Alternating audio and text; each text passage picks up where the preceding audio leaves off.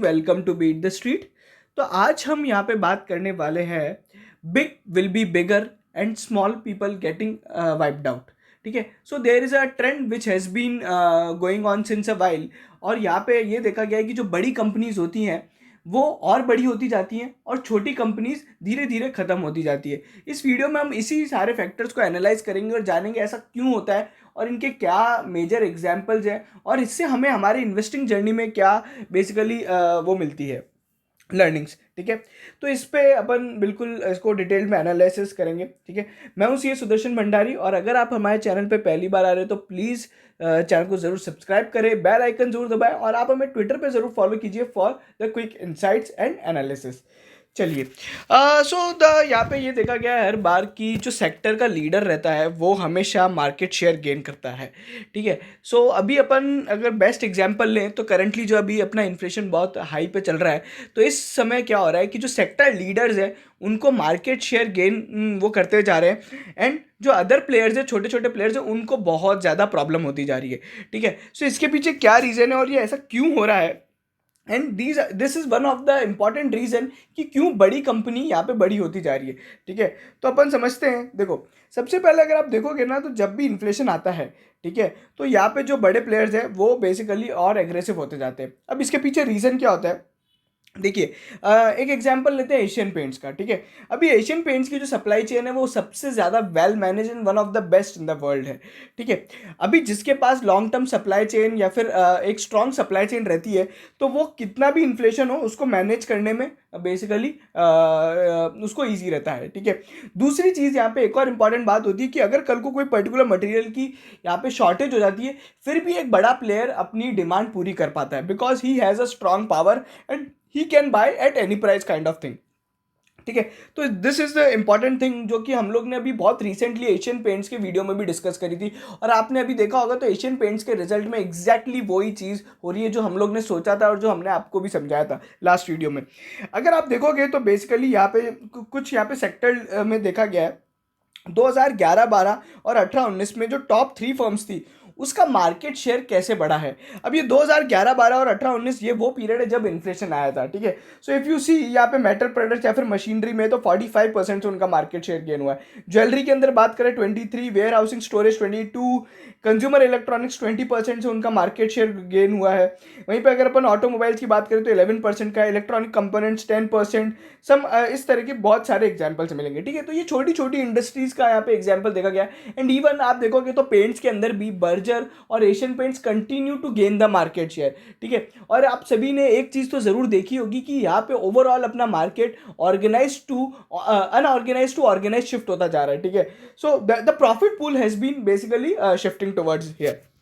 ठीक है, तो this has been going on और यहाँ पे अब ये बेसिकली आपको हेल्प करता है। अब यहाँ पे इंपॉर्टेंट चीज़ क्या हो जाती है कि जब भी इन्फ्लेशन आता है तो बेसिकली क्या होता है, जो बड़ा प्लेयर होता है, ठीक है, अभी मान लीजिए एशियन पेंट्स के पास बहुत ज़्यादा पैसा and he has a money power and the financial resource also, तो वो क्या करता है, उसको कोई प्रॉब्लम नहीं होगी अगर वो अपना पेंट 10 रुपये भी सस्ता बेच देगा। बट एक छोटा प्लेयर अगर 10 रुपये सस्ता कर देगा तो वो लॉस में चला जाएगा।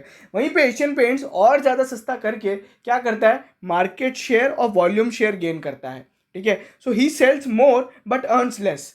This is the trend and Asian Paints हमेशा यही करता आया है। ठीक है, और यही सारा ट्रेंड बेसिकली आप हर बड़ी कंपनी में भी देखोगे। ठीक है, तो ये हमारा एशियन पेंट्स का थ्रेड था और वीडियो में भी हम लोग ने इसके बारे में बात करी थी जब यहाँ पे इस तरीके की चीज़ें देखी जाती है एशियन पेंट्स में। तो you can just read it out, this a very good article on the Asian Paints and the inflation. So this has been going on. और अगर अपन बात करें जब भी सस्ता मटेरियल देने की, तो क्या होता है कि जब भी कॉस्ट पास ऑन करनी पड़ती है तो एक जो ब्रांडेड प्लेयर होता है, for an example let's say ITC या फिर Parle G, they can easily pass on the cost. ठीक है, वहीं पे अगर आप एक छोटा प्लेयर होगा या फिर मान लीजिए बालाजी वेफर्स की बात कर ले, अगर उसका चिप्स थोड़ा भी महंगा हो जाएगा तो हो सकता है there would be some impact, but less को इतना इम्पैक्ट नहीं होगा। तो बेसिकली ब्रांड पोजिशनिंग के कारण भी यहाँ पे है ना कॉस्ट पास ऑन करना ईजी हो जाता है एक बड़े प्लेयर के लिए। तो वो सारे बेनिफिट्स है जो अपने को देखने को मिलते हैं एक बड़े प्लेयर में। ठीक है, अब इसके कारण क्या देखा गया है कि यहाँ पे जो राइजिंग जो प्रॉफिट पूल है वो बढ़ता जाता है और उनके प्रॉफिट मार्जिन्स भी बढ़ते हैं, कैपेसिटी यूटिलाइजेशन बनता है और यहाँ पे इसी के कारण जो क्या होता है कि वो कैपेसिटी उनका या तो वो नया ऐड कर पाते हैं, इनऑर्गेनिक या फिर ऑर्गेनिक ग्रोथ करने में उनको ईजी हो जाता है। क्योंकि अब क्या होता है कि मान लीजिए आज 5 पेंट्स कंपनीज थी, ठीक है, अभी 3 लॉस मेकिंग चली गई, तो हो सकता है वो इतनी कैपेसिटी अब आने वाले समय में ऐड ना करे। तो basically fewer capacities will also give the large companies power to gain the market share, ठीक है। अब उनके पास बेसिकली पैसा ही अगर वो अर्न नहीं कर पाएंगे तो वो कैपेक्स नहीं कर पाएंगे या फिर कैपेसिटी एक्सपेंशन नहीं कर पाएंगे। तो इस तरीके से यहाँ पे देखा गया है। जो कुल मिला की बात ये है कि मनी पावर यहाँ पे लेवरेज देती है to grow organically and inorganically, ठीक है। तो अगर आप देखोगे रिलायंस की अभी रिसेंट में स्ट्रैटेजी रही है, लगातार कंपनीज को एक्वायर कर रहा है। Tata is doing the same thing, even Adani ports is doing the same thing which is a cash rich business, ठीक है। तो इस तरीके से यहाँ पे ये सारे फैक्टर्स एकदम एक सिमिलर ट्रेंड है जो प्ले आउट होता गया है। उसके अलावा अगर आप देखोगे तो यहाँ पे मैं कुछ और एग्जांपल्स भी आपको बताता हूँ। HUL, डाबर, इन सब ने है ना मार्केट शेयर गेन किया है, ठीक है। एशियन पेंट्स ने मार्केट शेयर गेन किया है। उसके अलावा अगर आप देखोगे तो यहाँ पे एक स्पार्क कैपिटल का एक बेसिकली स्लाइड है, उसमें ये बताया गया है कि जो टॉप प्लेयर्स है उसमें हमेशा कंसोलिडेशन होता गया है, हर इंडस्ट्री में कंसोलिडेशन देखा गया है, ठीक है। तो अगर आप देखोगे तो इंक्रीमेंटल मार्केट शेयर यहाँ पे जो टॉप 6 बैंक है क्रेडिट के अंदर, वो यहाँ पे किस तरीके से बढ़ा है, 67% से बढ़ा है, ठीक है। अगर आप देखते जाएंगे तो यहाँ पे धीरे धीरे इनका जो मार्केट शेयर है वो बढ़ता जा रहा है, बढ़ता जा रहा है, बढ़ता जा रहा है, ठीक है। This is how it goes. उसके अलावा अगर आप देखोगे तो यहाँ पे जियो, एयरटेल, वोडाफोन की बात करें, मैं आपको बताता हूँ आज से 4 या 5 साल पहले, मतलब बिफोर जियो, देर वर न्यूमरस टेलीकॉम कंपनीज, ठीक है, जिसमें से एक मैं आपको अच्छा नाम बताऊं तो टाटा डोकोमो करके था। द कंपनी इज नो मोर, ठीक है, every company is out. Recent best example अगर आप देखोगे तो रिलायंस कम्युनिकेशन, वो भी आउट हो चुका है। तो यहाँ पे बड़े प्लेयर्स और बड़े होते जा रहे हैं। वहीं पे वोडाफोन और एयरटेल क्यों रह गए, because they have some kind of money power, ठीक है। और अभी भी आप देखोगे तो वोडाफोन में भी एक सिमिलर ट्रेंड है, जहाँ पे जियो और एयरटेल लगातार मार्केट शेयर गेन करते आ रहे हैं और यहाँ पे वोडाफोन को प्रॉब्लम होती जा रही है। सिमिलरली अगर आप देखोगे तो इंडिगो एक बहुत अच्छा एग्जाम्पल है, airline industry. Generally airline industries की जो टाइमलाइन होती है पर्टिकुलर एयरलाइन की, वो 10 से 15 साल रहती है, ठीक है। उसके बाद या तो वो दिवालिया घोषित हो जाती है या फिर वो कंपनी बंद हो जाती है। This has been playing out similarly, ठीक है। तो किंगफिशर का भी जब बूम आया था तो किंगफिशर ने बहुत सारी regional airlines, for example Deccan airlines को एक्वायर किया था।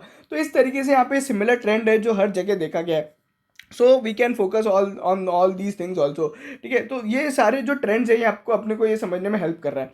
फिर एक और कोई ट्रेंड, एक जो ट्रेंड है वो मेरे को बहुत अच्छा लगता है, ये कि जो टॉप 20 कंपनीज है इंडिया में, उसका कॉर्पोरेट प्रॉफिट्स के अंदर जो मार्केट शेयर है वो कितना है, ठीक है। सॉरी, जो टॉप 20 कंपनीज का टोटल कॉर्पोरेट प्रॉफिट्स में जो बेसिकली शेयर है वो कितना है। अगर आप देखोगे 1990 में ये जो टॉप 20 कंपनीज का टोटल प्रॉफिट्स के अंदर शेयर था वो 14% था। 2010 में ये 30% है और 2021 में बेसिकली 90% चला गया। उसके बाद अगर अपन बात करें तो ये कोविड के बाद तो और ज़्यादा ये शूटअप हुआ है, ठीक है। सो यहाँ पे यही देखा गया जनरली जो छोटे प्लेयर्स हैं वो या तो लॉस में होते हैं। आप देखोगे, एक और मैं चीज़ बताता हूँ कि मिड कैप कंपनीज के अंदर जो ROC होता है, ठीक है, वो बेसिकली उनकी कॉस्ट ऑफ कैपिटल से कम होता है। आप बहुत सारी small cap mid cap companies में देखेंगे the ROC is lower than the cost of capital, so they are not able to sustain in this highly competitive market, ठीक है। इवन ग्लोबली भी यही सिमिलर ट्रेंड देखा गया। उसके बाद अगर अपन कुछ और ट्रेंड्स की बात करें तो मिंट के एक एनालिसिस के हिसाब से जो 5 companies took the 21% of the all profits earn by the listed companies in India, ठीक है। उसके अलावा 1/3 ऑफ द 20 इंडस्ट्रीज में ये देखा गया कि टॉप 5 कंपनीज ने 90% प्रॉफिट अर्न किया उस पूरे पूरे इंडस्ट्री का।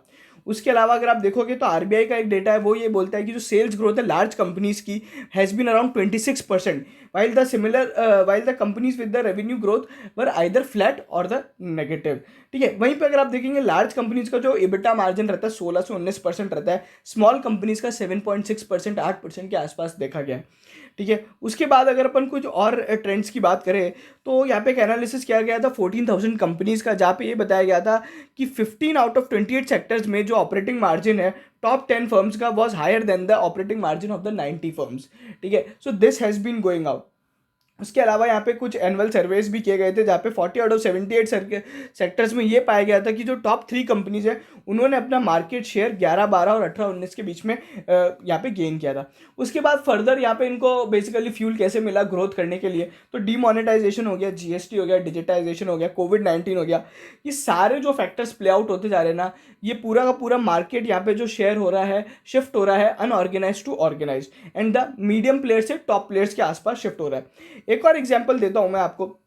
अगर आप देखेंगे बैंक्स, टॉप 5 बैंक्स की जो मार्केट शेयर है, टायर 1 जो बैंक्स है या फिर टायर 2 बैंक्स है, उसके अंदर मार्केट शेयर में कैसे चेंज आया है। अगर आप देखेंगे जो स्मॉलर बैंक्स है वो अब उसमें कोई खास मार्केट शेयर, मार्केट कैपिटलाइजेशन के अंदर कोई भी चेंज नहीं आया है। वहीं पे जो लार्ज बैंक्स है वो और बड़े होते जा रहे हैं। बेस्ट एग्जाम्पल मैं बताता हूँ, एक ऐसा सेक्टर जो मुझे लगता है one of the toughest business है, वो है एनबीएफसी। ठीक है, it is the easiest business to start but the toughest business to sustain.